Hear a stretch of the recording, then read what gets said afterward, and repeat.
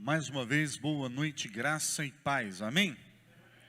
Abra sua Bíblia comigo no livro do profeta Joel, capítulo 2.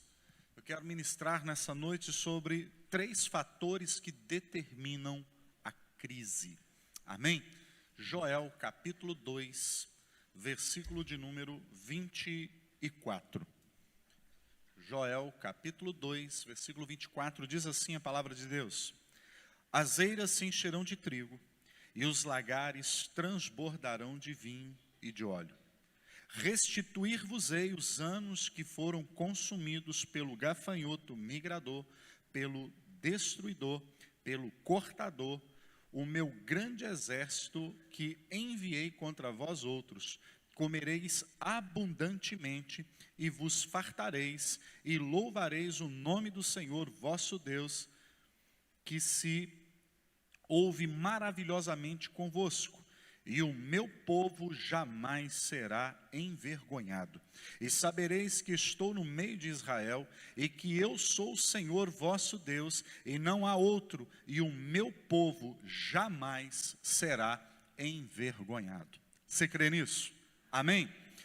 Quando nós olhamos para o profeta Joel, apenas aí 3 capítulos, é um livro muito pequeno. Ele é considerado um profeta menor, não no que diz respeito à sua unção, o seu conhecimento, mas apenas pelo volume escrito, não mais do que isso. Mas esse profeta em si, ele está vivendo num tempo de crise. E uma crise que Deus está usando para chamar a atenção do seu povo. E a crise está afetando o setor agrícola aqui, onde o que um gafanhoto não destruiu, a segunda leva destruiu, e o que a segunda não destruiu, a terceira destruiu, e assim sucessivamente.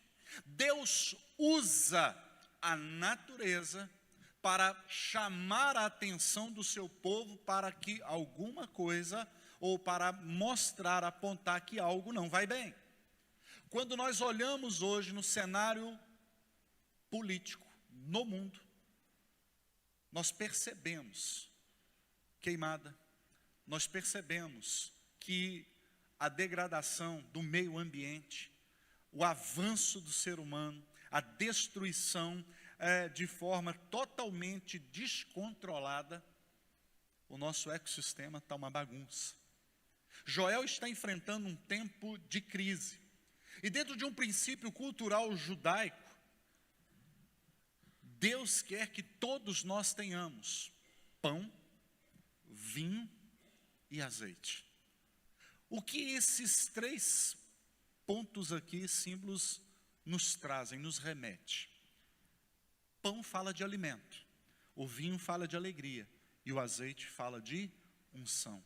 Então Deus quer que você tenha alimento, Deus quer que você tenha uma vida feliz, e Deus quer que você tenha uma vida cheia de unção.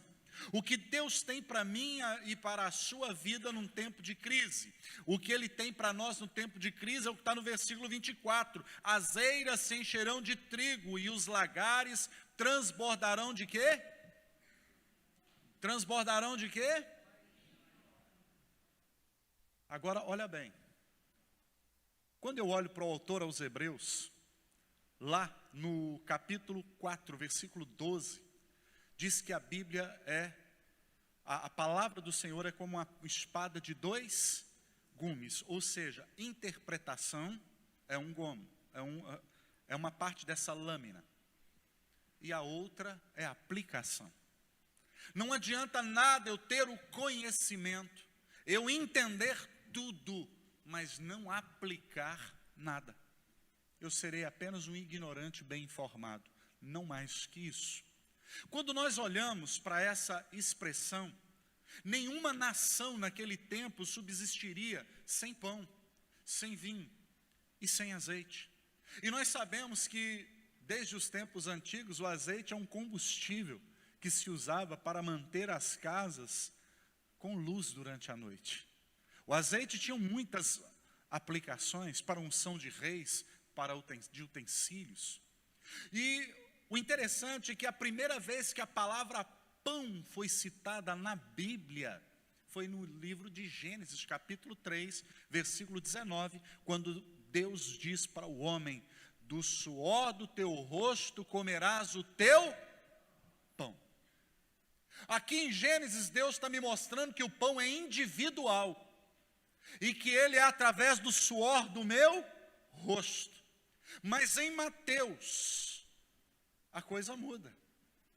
Em Mateus 6, ele já vai declarar o seguinte: o pão já não é mais no singular. O pão agora ele está no coletivo. O pão nosso. O teu pão você rala, você batalha, você conquista. Mas o pão nosso, quem nos dá é o Senhor. Você conquista na força do teu braço. O outro é Deus que abre a janela do céu e derrama sobre a sua casa, sobre a sua vida. Está dando para os irmãos me entenderem aqui? Quando nós falamos aqui no texto, as eiras se encherão de trigo. O trigo Deus dá, mas quem faz o pão é você. Deus nos dá os recursos, mas quem faz a roda girar, meu irmão, sou eu e você.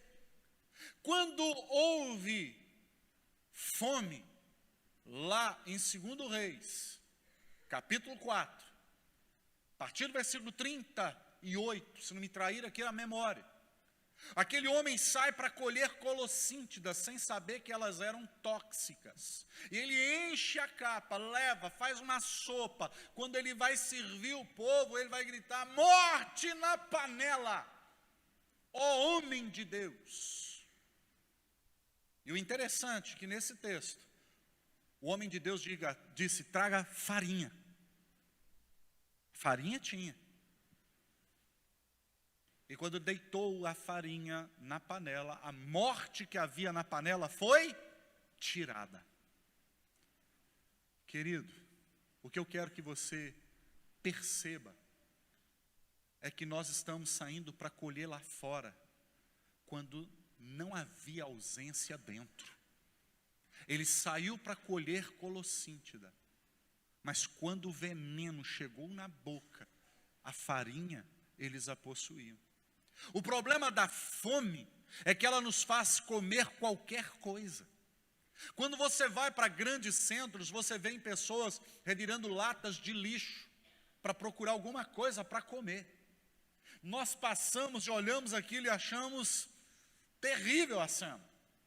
E se remetemos na nossa memória, há muitos anos atrás, um acidente que aconteceu nos Andes, no Chile, com um voo que levava jogadores de futebol americano, caiu. E eles, esperando que o recurso e o salvamento chegaria rapidamente eles eliminaram todos os recursos, as provisões que eles tinham. Mas foi demorando, e nada do resgate, nada de chegar, e nada. Aqueles corpos que já estavam congelados na neve, eles começaram a comer cadáveres para sobreviver. Uma senhora entrevistada, tempos depois, já na sua melhor idade, foi perguntado a ela, qual foi a sensação de comer carne humana? E ela disse, só não foi pior do que a fome que nós estávamos sentindo. Você percebe que uma pessoa com fome, ela perde a noção de valor? Ela não sabe definir ou nem se lembra do que seria ético? E nós estamos vivendo num mundo que tem fome e sede de Deus, mas ao invés de buscar na fonte, no lugar certo, estão comendo comida contaminada, comidas já com grande quantidade de toxinas, e estão tendo problema. E o que nós percebemos aqui é exatamente isso.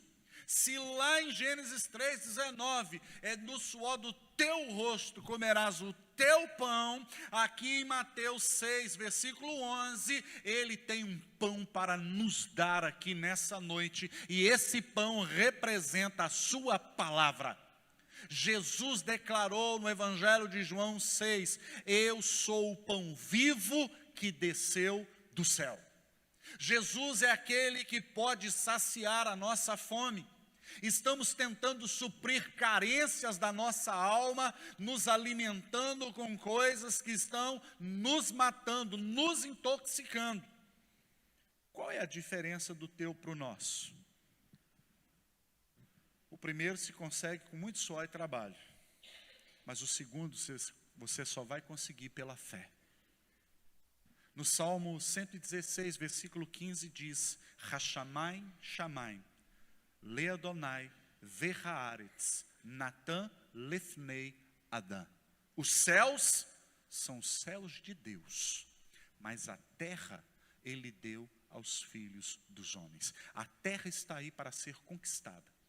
Cada um vai vencer de acordo com a proposta que faz, com o quanto você está disposto a trabalhar e a lutar. E muitas pessoas estão vencendo e estão dizendo, não, porque Deus está me dando. E embora tributemos muito do sucesso para Deus, eu lamento te dizer que muita coisa não é Deus que está dando, não. Satanás também é especialista com falsas bênçãos. Conheço pessoas que vivem uma vida miseravelmente desgraçadas, completamente na contramão de Deus, conseguem coisas de forma ilícita e dizem, Deus está nos abençoando.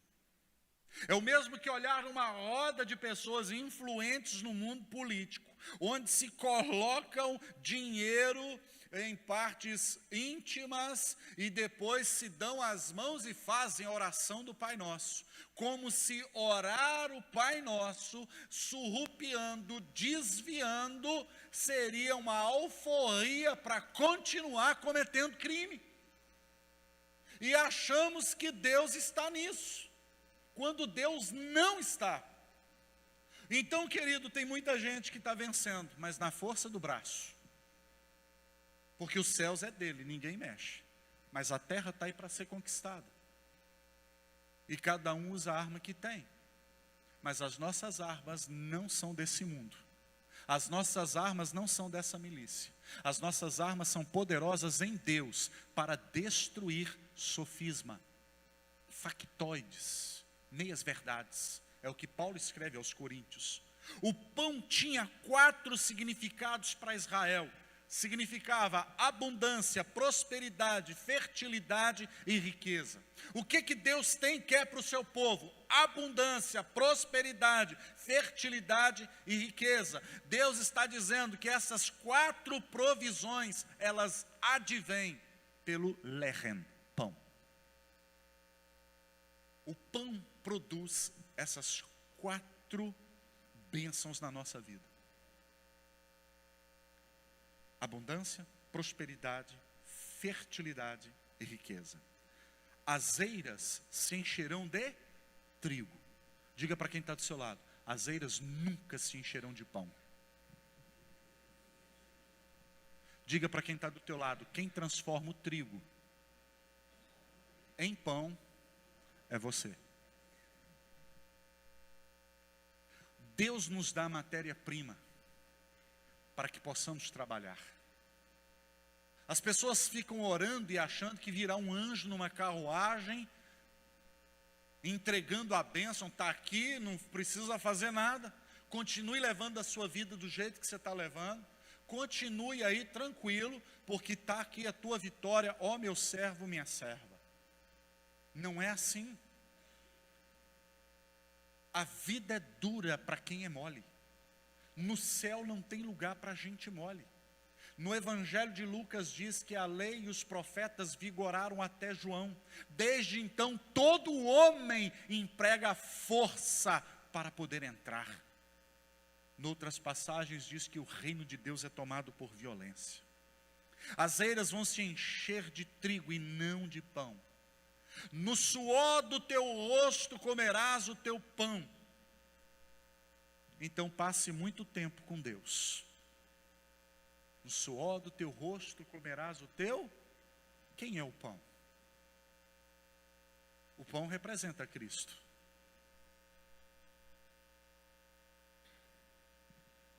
Quanto tempo você investe na palavra? Eu não vou falar gastar porque ficaria ruim você dizer que gasta tempo com a palavra, porque eu não entendo como gasto, como investimento.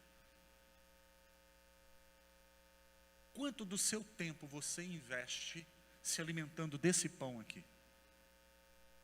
Porque aqui nós temos um antídoto contra toda a toxina chamada pecado. Quanto tempo nós investimos desse pão?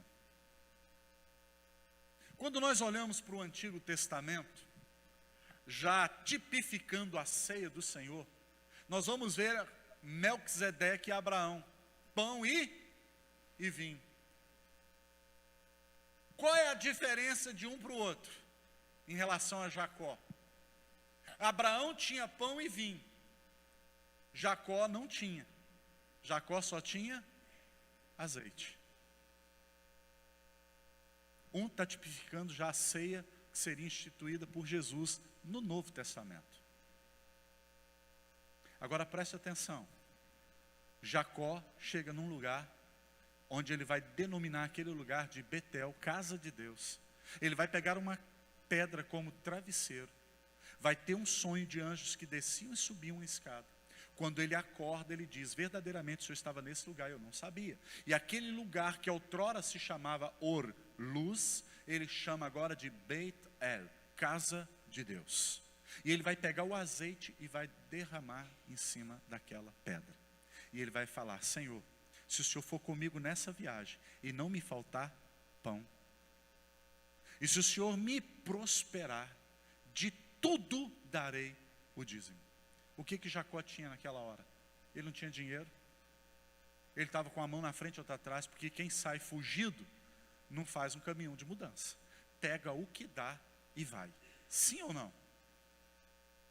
Foi o que Jacó fez. Pegou o que dava para pegar. Jacó não tinha pão, mas ele tinha azeite. Abraão não tinha azeite, mas ele tinha vinho e pão. Ele tinha pão, ele tinha alimento e ele tinha alegria. Mas faltava unção. Daqui a pouco você vai entender melhor isso. O que o vinho representa para a nação de Israel? O vinho representa liberdade, alegria pessoal, alegria familiar, redenção e transformação. O primeiro milagre de Jesus é onde ele transforma a água em... O problema de muitas relações é que começam no vinho e terminam na água. Mas onde Jesus está, a água vai virar vinho. Ou seja, a tristeza dará lugar para a alegria de novo. Porque ele tem poder de transformar ambiente, situações e circunstâncias. Pão fala de alimento, sustento, vinho fala de alegria. Se você olhar aí comigo no Salmo de número 104, no versículo 15 e 16 diz: o vinho que alegra o coração do homem, o azeite que lhe dá brilho no rosto e o alimento que lhe sustém as forças. Olha lá. O vinho que alegra o coração do homem, o azeite que lhe dá brilho ao rosto e o alimento que lhe sustém as forças. Olha o 16. Avigoram-se as árvores do Senhor e os cedros do Líbano que ele plantou. Eu quero dizer para você que nós somos como árvores diante dele, plantados na casa do Senhor. Cada um dará o seu fruto. Amém? Você crê nisso? Agora, olha bem. O primeiro milagre de Deus em relação com o primeiro milagre de Jesus, olha que coisa interessante.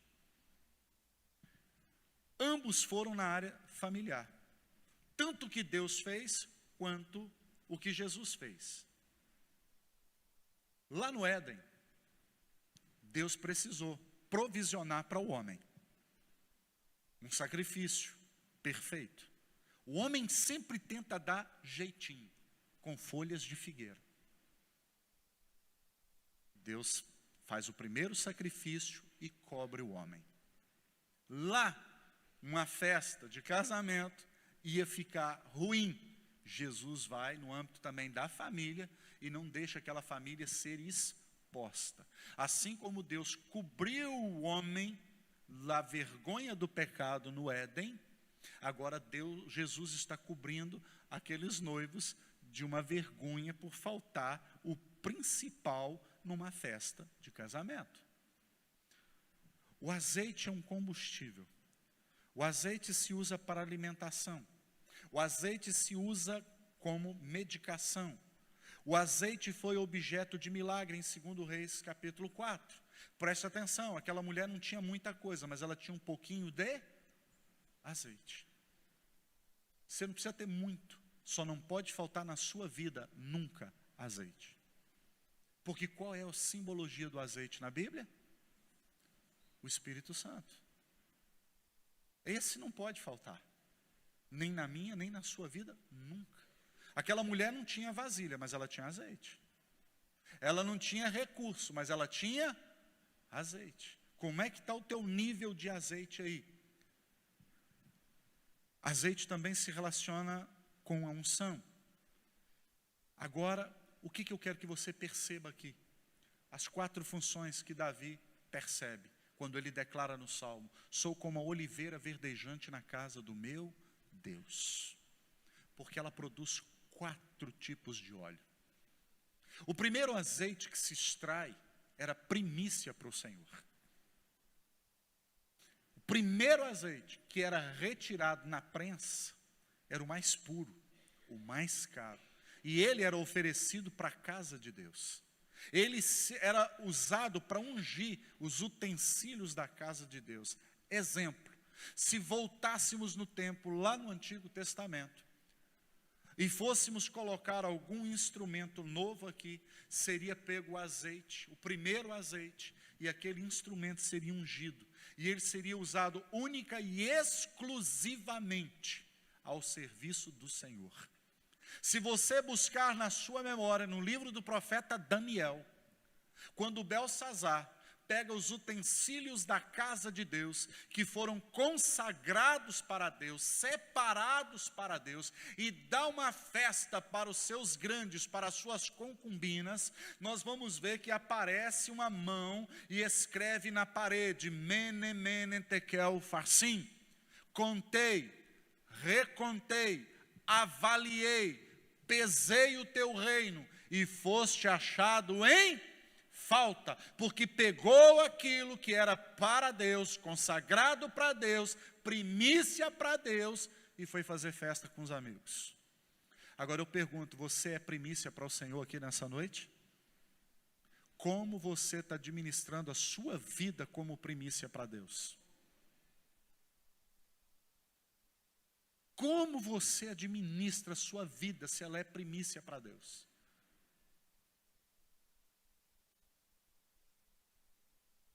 O segundo azeite, com o peso de uma segunda pedra, se extraía o segundo azeite. Esse já não era tão bom quanto o primeiro. E ele era usado como combustível na menorá para manter o templo aceso. Porque ele é o que traz luz.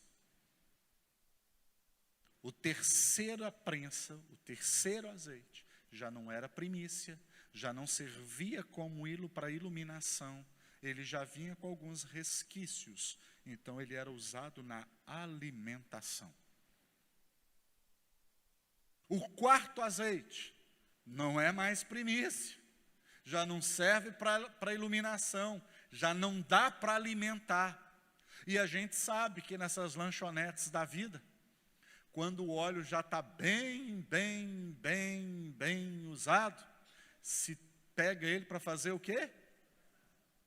O quarto azeite já é com muito resquício. E quando a gente fala de sabão, a gente está falando de quê? Lembra da EBD da época do irmão Isaí?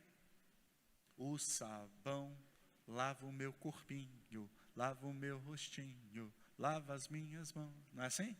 Mas Jesus nessa noite quer limpar, lavar o nosso o quê? Coração. Então o que nós precisamos analisar? Essas provisões precisam estar constante na vida de um cristão. Se você é primícia para Deus, meu irmão. Em Colossenses capítulo 1, versículo 18 está escrito: e ele veio a ser o primogênito dentre os mortos, para em todas as coisas ter a primazia, para que em tudo ele seja o primeiro. Tudo tem que ser para ele primeiro. Ele não vai aceitar segundo, ele não vai aceitar terceiro. Ou é primeiro, ou não é nada. Ou ele ocupa o primeiro lugar na sua vida, porque segundo lugar ele não vai aceitar. E nós, às vezes, estamos deixando Deus em segundo plano. Estamos deixando Deus para depois. Porque Ele tem um bálsamo, um óleo que cura as nossas feridas. Em Tiago capítulo 5,14 diz: está porventura alguém dentre vós doente, enfermo? Chame os presbíteros da igreja, unja-o com óleo, e a oração da fé salvará o doente. E se houver cometido algum pecado, ser-lhe-á o quê? Perdoado. Olha a função. As eiras se encherão de trigo, os lagares transbordarão de óleo e... Como é que está a tua unção aí, meu irmão? Unção que cura, unção que liberta. Meu irmão, quando ele voltar, se você não tiver azeite na botija, você dançou. Você dançou. Quando eu olho para o Evangelho de João, capítulo 12, versículo 3, aquela mulher pegou o óleo e ela quebrou aonde? Onde ela quebrou o bálsamo? Mas Davi vai falar no Salmo 23, unges-me-á e o meu cálice. Mas a mulher ungiu Jesus aonde? Quando a unção quem dá é Deus, Ele unge a cabeça e ela escorre até os... Mas quando o homem unge o quê? Porque a unção não pode subir para a cabeça. Tem muito pastor que a unção subiu para a cabeça. Tem muito pastor comendo a gordura das ovelhas. Tem muito pastor que olha para a ovelha como cifra. Aquele me dá tanto de dízimo, aquele ali é tanto, não posso mexer com esse, porque o dízimo desse aqui é tanto. É por isso que é ele que unge. Porque quando ele unge a cabeça, desce para a barba, para a orla, para o vestido e vai até os pés. Mas quando somos nós que ungimos, a gente unge nos pés, porque a unção não pode subir para a cabeça. Quando nós vamos ver a lei dada ao povo, principalmente aqueles que eram ungidos para serem separados, pegue o sangue e a ponta da orelha, o polegar e o dedão do pé. E posteriormente, unja com óleo a orelha, o polegar e o dedão do pé. É impossível você ter o sangue de Jesus e não ser ungido com o Espírito Santo dele. É impossível alguém estar na igreja dizendo que é cheio de Jesus, mas não manifesta o fruto do Espírito Santo. Não dá. Porque são unção que vem subsequente. Nós precisamos tomar esse cuidado. Porque a nossa unção nunca e jamais deve, irmão, subir para a nossa cabeça. E essa que eu estou citando aqui está em Levítico capítulo 8, versículo 24. De onde veio o azeite? O interessante, preste atenção nisso. Lembra do dilúvio? Amém? Já leram sobre o dilúvio? Cobriu toda a terra.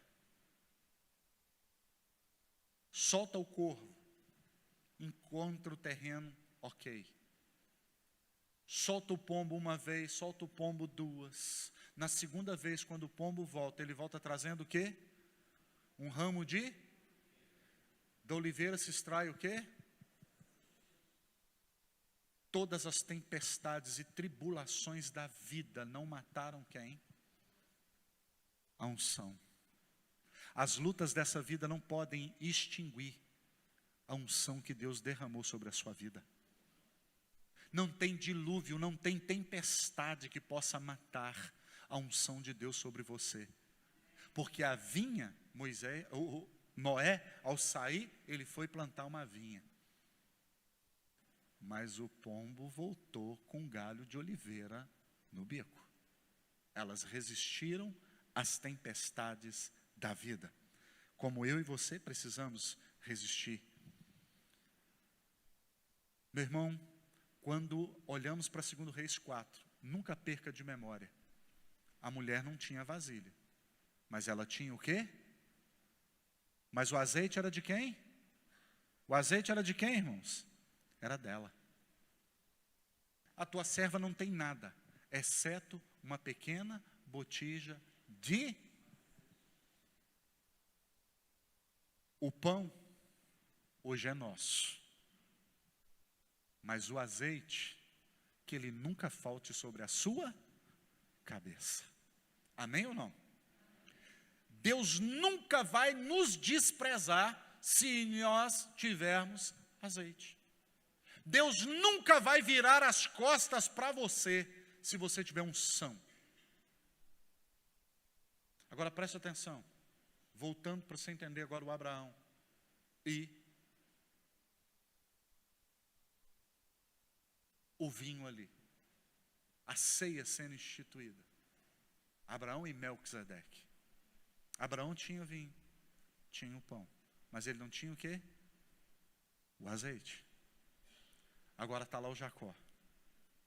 O Jacó tinha o quê? Ele não tinha o quê? O pão e o vinho.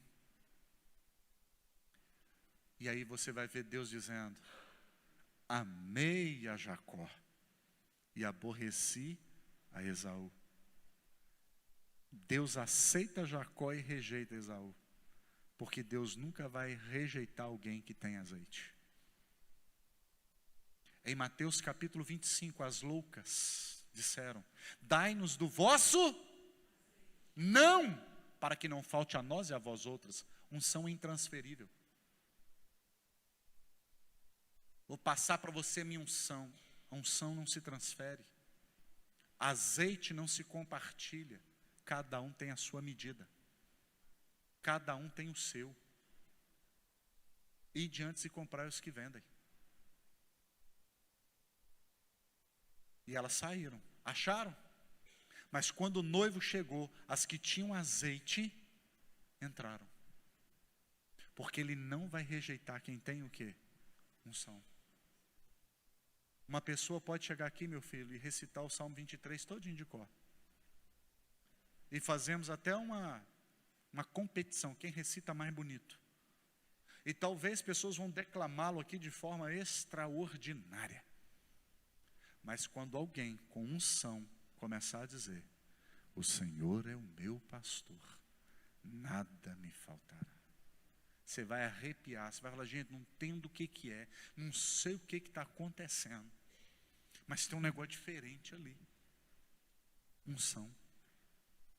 Uma pessoa pode cantar não tão bem, mas o que vai fazer a diferença quando ela canta, não é as notas que ela consegue alcançar, mas é se quando ela canta tem unção. Porque Davi não precisou nem cantar. Ele só passou os dedos numa harpa feita de pelo de camelo. Mas havia tanta unção em Davi que os demônios fugiam de Saul. A unção faz a diferença. Deus não vai rejeitar alguém que está selado com o seu Espírito Santo. Você o tem? Ele faz parte da sua vida? Em João 16:8 diz que quando ele vier, convencerá o homem da justiça, do pecado e do juízo. É ele que convence. É ele que me faz olhar, fazer uma introspecção, olhar para dentro de mim e analisar minha vida e dizer: preciso mudar. O seu sucesso está relacionado com o pão que você compartilha. Mas para isso, você tem que ter azeite. Porque se você não tem azeite, você não compartilha. O pão é para os outros, mas o azeite é para você. O pão é nosso, mas o azeite é teu. O pão nosso, mas um não, busque para com quem vende. Mulher não tinha recurso, tinha azeite. Jacó não tinha pão nem vinho, mas tinha azeite. Vocês estão me entendendo aqui, sim ou não?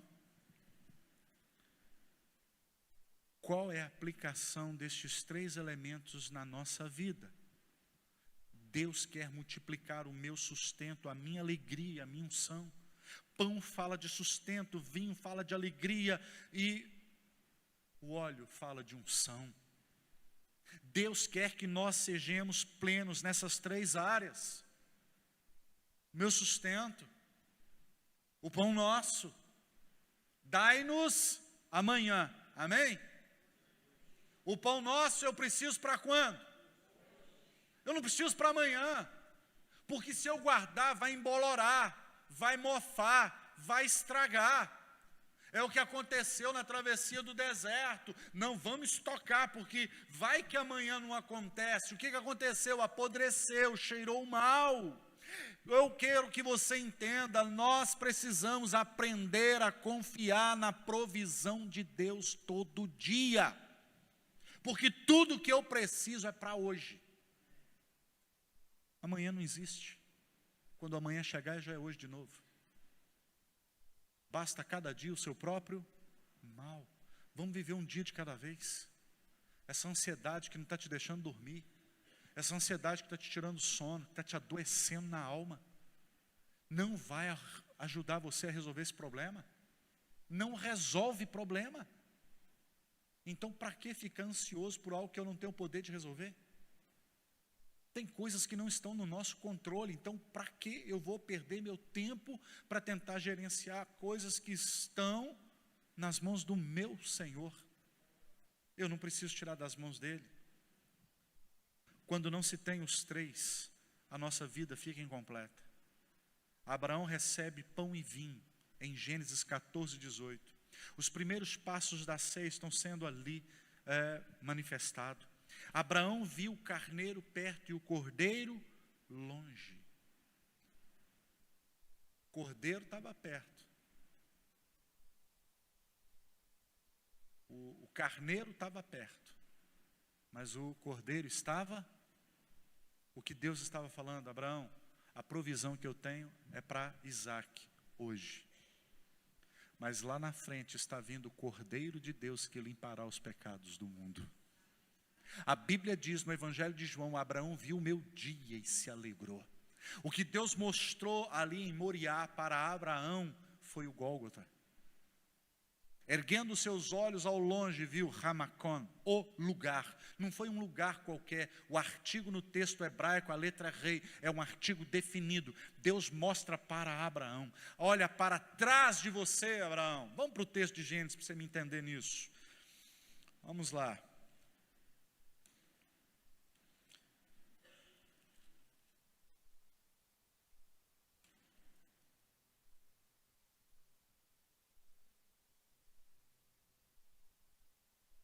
Gênesis capítulo 22, versículo 4 diz, ao terceiro dia, diga comigo, terceiro dia significa mudança de estado na cultura judaica. Vamos dizer mais uma vez? Terceiro dia significa mudança de estado na cultura judaica. Quantos dias Jesus ficou no túmulo? Mas no 4º dia houve uma mudança. 3 indica que algo vai mudar. Agora, olha o que diz o versículo 4. Ao terceiro dia, erguendo Abraão os olhos, viu o lugar perto ou longe? Ele viu muitos e muitos e muitos anos à sua frente. Mais de 1.500 anos à frente. Erguendo os olhos, frente, ele viu. O que Abraão viu? O que está em João 8,56. Abraão viu o meu dia e se alegrou. Você imagina? há mais de 1000 anos atrás, alguém ergue os olhos e ele contempla o Cordeiro de Deus sendo sacrificado em favor de muitos, não de todos. E ele se alegrou. Agora, olha o texto, versículo 7, lá no finalzinho. Vamos pegar o 7 para contexto. Quando Isaque disse a Abraão, seu pai, meu pai, respondeu Abraão, eis-me aqui, meu filho. Perguntou-lhe Isaque, eis o fogo e a lenha, mas onde está o? Onde está o? Rail, cordeiro. Onde está? Abraão então cria essa palavra. Deus Aí vamos para a teologia da prosperidade aí da galera. A turma que gosta de só falar de dinheiro no púlpito. Qual é o teu Isaque? Traz cá. Sacrifica o teu Isaque aqui no altar, o seu dinheiro do aluguel. Traz aqui no altar o dinheiro do não sei o quê. Qual é o seu Isaque? Mas olha o que esse texto jirê significa no hebraico. A palavra irê é Deus será visto. Está no dicionário de Strong. Não estou tirando atrás da orelha. Quando Abraão responde para Isaque, Deus proverá, Jeová irê, ele estava dizendo, meu filho, esse problema que nós estamos vivendo aqui agora, é uma oportunidade para que Deus seja visto. Se você entender que os problemas que você enfrenta são oportunidades para Deus se manifestar, você vai começar a enxergar os problemas de forma diferente. Eu não sei como é que eu resolvo esse problema, mas eu sei que esse problema é um método, é um canal pelo qual Deus será glorificado através da minha vida. Então, erguendo os olhos, ele viu ao longe. O que Abraão viu, meu Deus? Agora, olha o interessante no versículo 13. Tendo Abraão erguido os olhos, viu atrás de si. O que ele viu atrás dele? Um quê? Mas qual foi a pergunta de Isaque? Versículo 7, onde está o quê? Aqui nós temos um animal jovem e um animal velho. Cordeiro, na língua hebraica. O carneiro, ail, animal velho. Agora, aqui, Hassé, já é um animal jovem. Para a antiga aliança, um animal velho, antigo. Para a nova aliança, o Cordeiro de Deus que tira o pecado do mundo. Sabe o que eu quero que você perceba? Quem foi que perguntou isso para Abraão aqui? Onde está o Cordeiro? Quem foi que perguntou? Você sabe quem que deu a resposta? João Batista. Quando ele ergueu os olhos e apontou e disse, eis o Cordeiro de Deus que limpa os pecados do mundo. Olha para você ver o tempo que a pergunta viajou. Quantos anos se passaram? Nós fazemos perguntas e queremos a resposta na hora. Eu quero que os meus problemas se resolvam aqui, já. A pergunta foi feita. Onde está o Cordeiro? Deus vai dizer, Abraão, por enquanto vai ser um carneiro, um animal velho, para a velha aliança, para ficar igual. Esse é só para Isaque, substituir Isaque. Mas olha, ergue os seus olhos, Abraão, olha lá na frente. Está vindo o Cordeiro perfeito, que vai limpar os pecados do mundo. Você entende isso aqui, meu irmão, que eu estou pregando para você hoje? Você precisa se alimentar do pão. O trigo Deus dá. Mas quem faz o pão é você. É você que tem que enfiar a cara na palavra e estudar. É com você. Amém? A alegria vem. E a alegria contagia, sim ou não? Mas o mau humor também. Porque tem gente mal-humorada. E gente mal-humorada contamina. Você acredita nisso? Sim ou não? Vamos, projeta para mim Hebreus capítulo 4, versículo 15. Hebreus 4:15. Não é esse que eu quero. Espera lá, vamos lá. Vamos.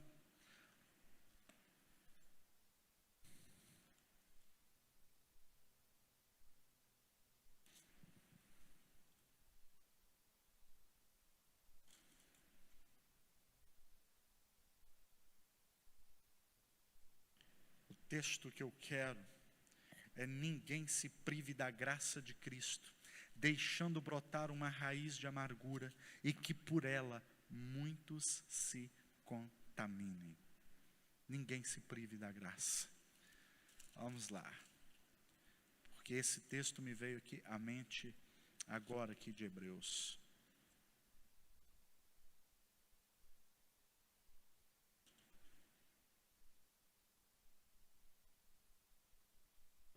Doze, 15. Não é 4, era o 12. Olha lá, 12, 15. Atendendo diligentemente, porque ninguém seja faltoso, separando-se da graça de Deus, nem haja alguma raiz de quê? Que brotando-vos, e que por meio dela, o que acontece? Uma pessoa que está amargurada, ela vai contaminando as pessoas. Você tem que contaminar as pessoas com a graça de Cristo, com o perfume, o bom perfume de Cristo. É nisso que nós precisamos focar, é nisso que nós precisamos todos os dias colocar nossa atenção.